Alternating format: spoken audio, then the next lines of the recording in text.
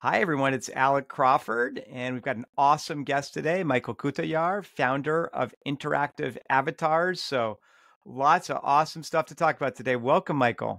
Hi, Alec. Really happy to be here. Congratulations on your recent improvements in listeners on the show. Something to be Yeah, proud of. thanks so much. Yeah, we're now a top 1% podcast. So, super, super cool. And that's thanks to guests like you, because no one cares about what I say. They want to hear about what you say. So, Beautiful. hey, normally I talk about kind of like starting off, like what you're doing with work or whatever, but like, Yeah. I think the audience just wants to know, what was it like growing up on Malta? That sounds super cool. Yeah. So obviously there are tons of benefits to living on an island. I mean, everyone says they want to live on an island because of the sun, the sea, the weather, and the culture. And I really felt that growing up. So I grew up in a coastal town, relatively well located.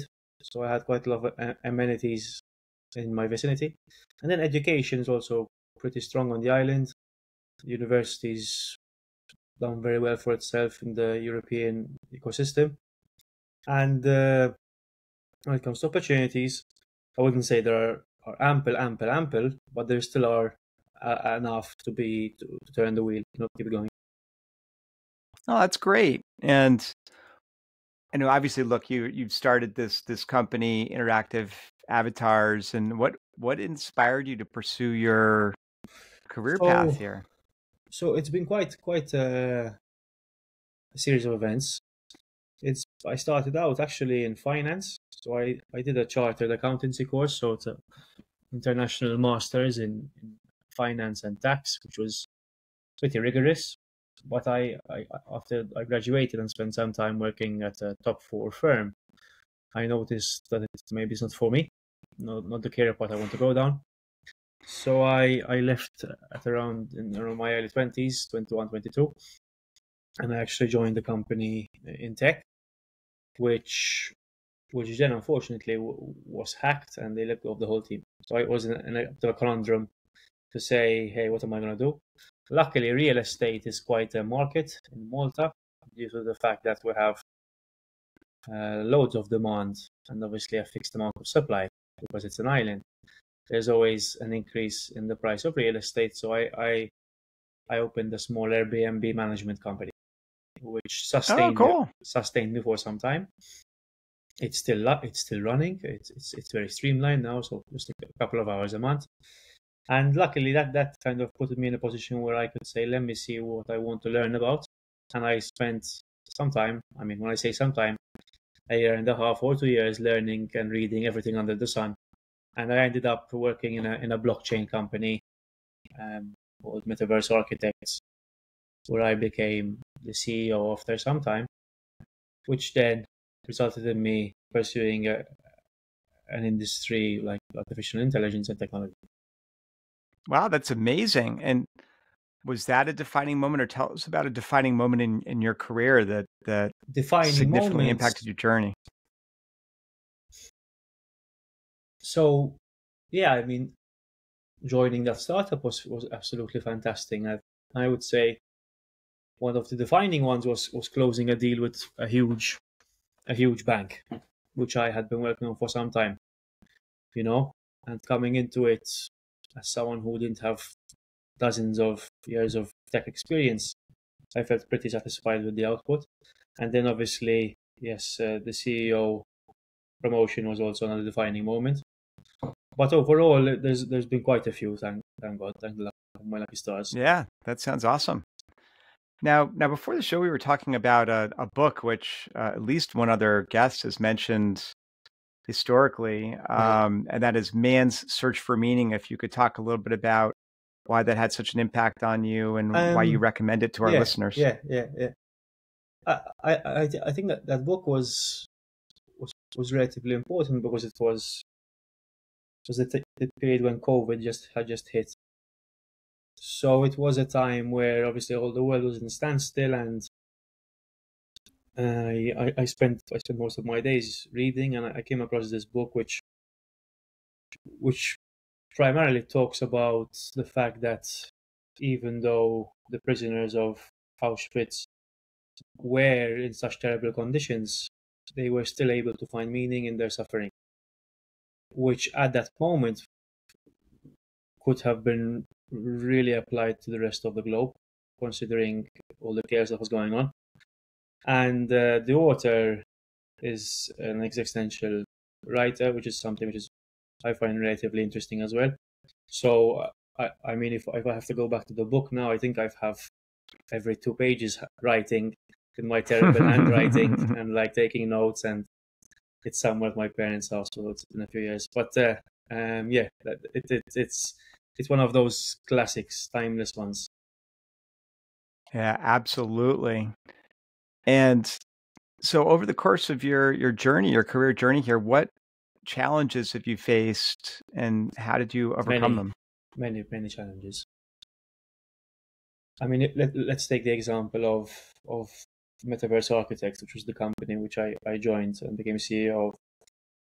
I had to shut that down. I had to get rid of all my friends. So that was a tough one. So we entered our 3rd year, and the investors and the board of directors, they just had some internal conflict, and we had to kind of close shop.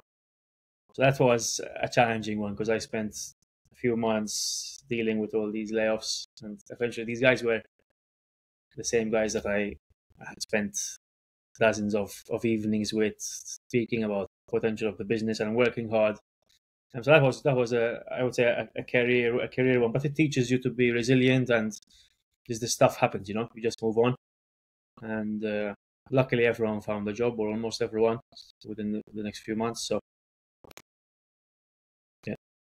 yeah, no, that's super challenging. Look, the world of startups is tough, and we'll talk more about that towards the second half of the show. And today, obviously, working on interactive avatars, what really motivates you there? What gets you excited? I think the realism is ridiculous. Like, just last week we had a conference called Business Leaders Malta. So they get the top leaders on the island for an afternoon, and they speak about everything that's going on. And this year's topic was artificial intelligence. So we had been in contact for some time to display an interactive avatar of the presenter. And we built it in a way that the voice was almost identical. The facial features look identical. So seeing the user's reaction, seeing they came from all different walks of life, from people who are very tech savvy, from people who are not, it was super interesting to actually see what they think about the product. And what excites me about that is that, which at the same time obviously has it's a bit of a double-edged sword, because then you could have other ethical issues, is the realism. The realism is crazy. So we posted on Facebook and social media. I'm not sure if you're really an avatar or not, Michael. So I'm going with real person. But no, yeah, of course. Look at the wrinkles on my hand. You can't tell exactly. From the wrinkles on the head. The wrinkles show. Exactly. So it's interesting, because now switching a little bit to cybersecurity, right? There's issues with very realistic AI, calling up a bank and saying, "Oh, I've lost my card," or whatever, and you literally have to ask it to do things that humans can do, but bots haven't been programmed to do yet. Like, you just say, "Hey, where'd you grow up?" Right? And it goes, "What are you talking about?" Basically, right? Or things along those lines. That's unbelievable. Or if it's an avatar on a screen, it's exactly what you said. It says, "Show me your hands," right? And really, I just that's actually one of the things. I figured that was one of the things that you kind of can't replicate. Yeah, that's one of the things. Well, I mean, at some point that will be programmed in, right? But right now it typically isn't, right? So you just have to ask it to do something that's kind of off the cuff and see how it reacts. It's pretty wild, and it is getting better and better for sure. Yes. And what at least for example for the voiceovers, we use 11 Labs, like many startups do. 11 Labs have now implemented features that if you're scanning someone else's voice prior to checkout, they make you fill in a consent form, and before you check out, they give you 3 random words which you have to speak in the microphone. So effectively, the person who's applying for you has to actually get authorization by being physically in the location with the person they're trying to replicate the voice of. Yeah, So that's great. we're seeing this movement, which is great. Yeah, that's really good. Yeah, more security is better. So, what other themes do you see in this business? We've got this convergence of obviously AI and technology and So avatars in the metaverse. we'd love to target, and we're targeting just historical narratives. Oh, So, super cool. yeah, Yeah. I think that's one which really adds value. I mean, just today is actually a public holiday. I mean, me and my partner went to a historical museum, and we're just saying we should have these avatars that you can speak to and Yeah, ask them about super 30 cool. times. So that's what we're trying to focus on a lot. Obviously, we don't reject business, so we have websites, we have events, hopefully some real estate deals where you could scan a QR code and effectively speak to the real estate agent. So Cool. Well, if you could create any historical person as an avatar and have a conversation with that person well, as if they were really there, who would it be? yeah, now you got me. Just think. Hey, you brought it up. Yes. um, I think it would have to be someone like Newton, Isaac Newton. Yeah, that'd be super cool. Like a super famous scientist Super or cool. yeah. I mean, way ahead of his time. Yeah. And Yeah. I mean, just to see how he's thinking. Yeah. Well, guess what? Put it on your list, right? Yeah. And then yeah, there's just so much stuff going on right now. And like we think a lot about kind of ethical guardrails and things like that. So it's a great example you gave before where, oh, we don't want to create someone's voice from AI if they don't permission it effectively. And one of the things that's been a topic recently, obviously, is DeepSeek, right? Where first you're dealing with potential security flaws in terms of potentially sending information back to China or whatever, which a lot of people are very concerned about, especially if that's kind of financial. My current belief is no company in the United States of America will ever use DeepSeek in a significant way because of that potential. It's just way too much risk. But the other one, which people haven't talked about as much, is the complete lack of ethical guardrails. So a standard ethics test for Gen AI is about 350 questions. And you're trying to get it to do things it's not supposed to. Hey, tell me how to build a bioweapon or whatever, right? And DeepSeek basically fails every single one, right? Wow. That's not great. So just curious on your thoughts there about DeepSeek or really any other models you've been using or So and have comments on. so for my day to day, I go with ChatGPT. For coding, I'm using Cursor and I'm playing around with Claude mainly. So those two are the ones I have subscriptions on, primarily through Cursor. For the latter, when it comes to DeepSeek, I think I've never built an LLM model, but I was actually speaking to someone who has last Saturday, and he told me what they did is doable for the finances they put in.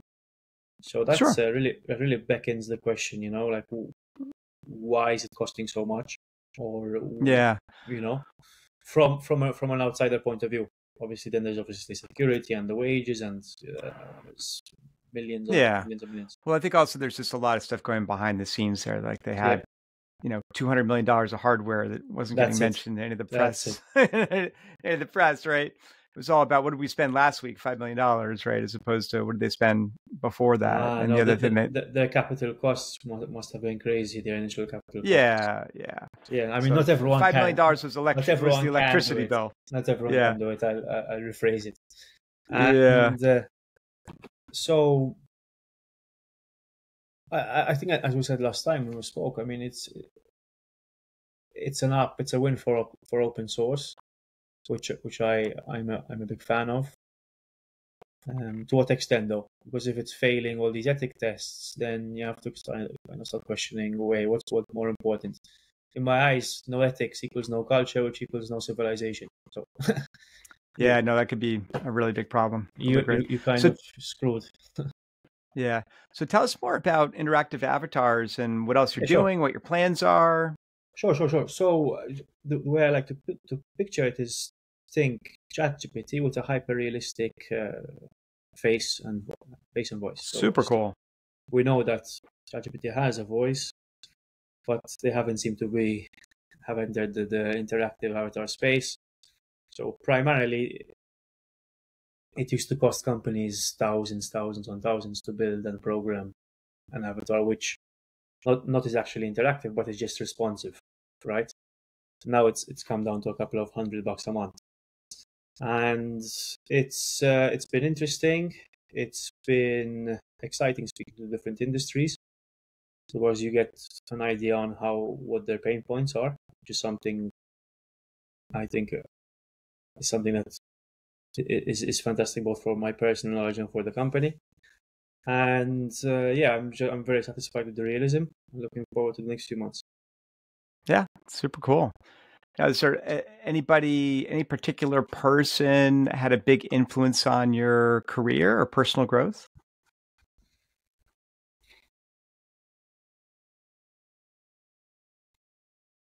I wouldn't pinpoint to someone specific. I I I take a lot of learnings from different people and in different ways. Yeah. So yeah. Yeah, it's well, when you're running your own company, it's a little bit different. It's not like, oh, I've got such a great boss. No, Right? as in yeah, that's exactly it. So I was thinking about the bosses I've had. Fortunately I haven't had many. Yeah. And then, all right, so we're gonna go more into uh, back in more your personal life. So, what is something surprising about you that most people might not know?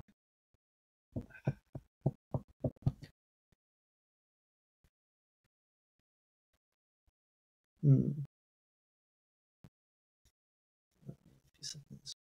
Surprising. Maybe I'll ask my girlfriend. Um, Actually, I mean, it's fun to say, but when I'm abroad, which is very often, I was in Silicon Valley in late 24, and I spent lots of time abroad. They're surprised when I say I'm from Malta. So I think you actually were also surprised the first time we spoke. Yeah, exactly. That's So they're like, let's go whoa, with that. really? Let's go with that for now. Let's go with Malta. All right, Go with that's that fine. We already knew that on the show, but that's without fine. overthinking it. Yeah. Um, so going more to talk about AI, how do you perceive the balance between AI's potential to enhance humanity and the ethical implications it presents? AI's potential to enhance humanity and the ethics. So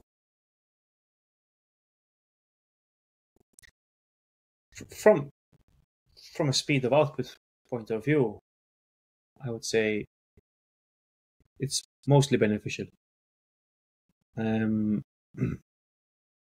we are seeing the output increase significantly, especially when it comes to day-to-day operations. Be it if it's customer service, be it if it's invoicing, be it if it's you name it. On the other hand, it can result in a place where there's a certain abuse of power when it comes to expectations of employees, etc. So that is, as I said, it's like double-edged sword.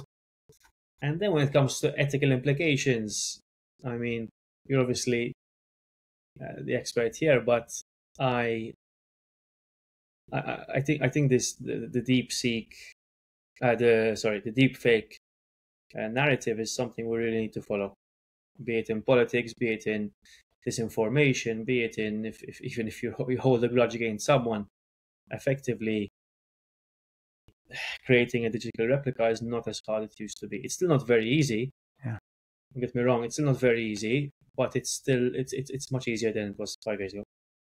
Yeah, And that totally can be true. dangerous, and when you don't have many people critically thinking for themselves, you really have a lot of brainwashing. Yeah. A lot of it's also, just because we can do something doesn't mean we should do something, right? Like, I like that. my classic example is, never give AI the nuclear codes, right? Like that's just a terrible idea, right? That would be like giving them to space aliens. Oh yeah, here are our nuclear codes. Awesome. Go for it. Um, are there any you're a voracious reader. Anything you think would help our audience understand AI better? And it could be a blog or a podcast or a channel or a book you read or I I was watching the videos of Andrej Karpathy, the one of the founders of OpenAI. He has this series. I think it's like 8 videos of 1 hour and a half each, and he really distills complex information into very easily understood layman terms. yeah, cool. No, So yeah, that's a great prop, recommendation. props to him. I mean, fantastic Yeah, stuff. we'll put that in the show notes. I think that's an awesome recommendation. And look, you're a startup founder. There are a lot of founders that listen to the podcast. What advice would you give to a startup founder? I'm gonna give myself the same advice I've been trying to. I'm gonna give them the same advice I'm giving myself, especially in this time where I'm slightly burnt out. It's just be resilient and remember why you started. And I mean, that's pretty much it. Also, Yeah, do stuff which you enjoy, I guess. yeah. Look, the a startup is over when the founder says it's over, right? That's Because exactly even it. if you ran out of money or whatever like before and had to let your friends go, like you can still keep doing it and try to raise more money or 100%, convert 100%. convert the company, whatever. It's not over until you say it's over. Yeah, yeah, yeah, yeah. Yeah. No, I mean, after I shut down the company, I did have a year off, right? So I was learning how to code, and luckily I had that luxury. So Yeah. No, that's fair. How about advice to a university student right now who wants to go into AI? What should they be thinking about studying? I I so security, ethics, business applications, enterprise applications, maybe not the architecture and the general coding anymore. But I think those 4 or 5 pillars should be enough. I don't know. What do you think? Is it worth learning how to code anymore? Yeah, I think so. I think it's kind of like we let, when students are learning math, they start doing it by Yeah. hand, then they use a calculator, and then eventually using Excel spreadsheets, right? If you really, really don't understand basic coding and you want to No, of become a course, of software course, architect, good luck, of course. right? Agreed, That's going agreed, to be super, agreed. super hard. So I think we have to treat it like that. Yeah, we are going to continue to teach coding, whether or not it ends up being super useful 10 Agreed. years from now or not. All right. Well, our next section is a section called underrated or overrated, where I ask you different questions Nice. about different things, and you tell me whether they think they're underrated or overrated, or maybe even fairly rated. And this is for a Okay. global audience. So Awesome. some of our audience may not have heard of some of these things. Lovely. So I'll start off with St. John's Co-Cathedral on Malta. Underrated or overrated? Underrated. Yeah, it's got to be beautiful. Underrated. Now, here's a trickier one. Jensen Huang, CEO of NVIDIA. Underrated or overrated?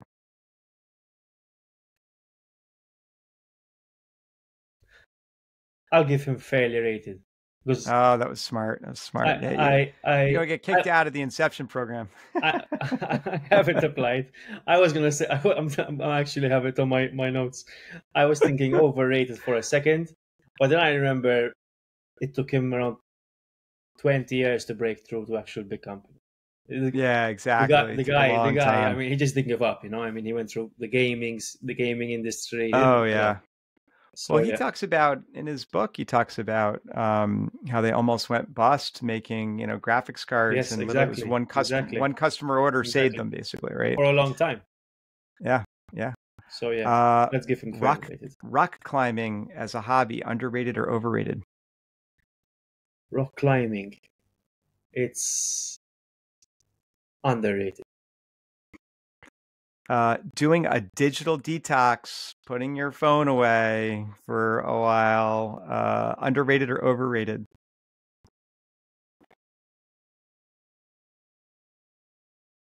Underrated. Influencer marketing, underrated or overrated?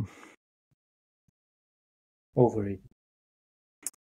The metaverse for work, underrated or overrated? Overrated. Having a 100% remote company, underrated or overrated? Depends a lot on your values, but I would say if we're targeting a global audience, I'd say underrated. Biometric security, underrated or overrated? Extremely important, no? So, Yeah. but I think everyone understands it's important. Can we go fair? Yeah. Let's go for an equal. Yeah, I'll go fair. Maybe underutilized. How about Underutilized or that? Yeah. underappreciated. Yeah, that's fair. Just wait. Everybody's eventually going to get the the iris scanner or whatever.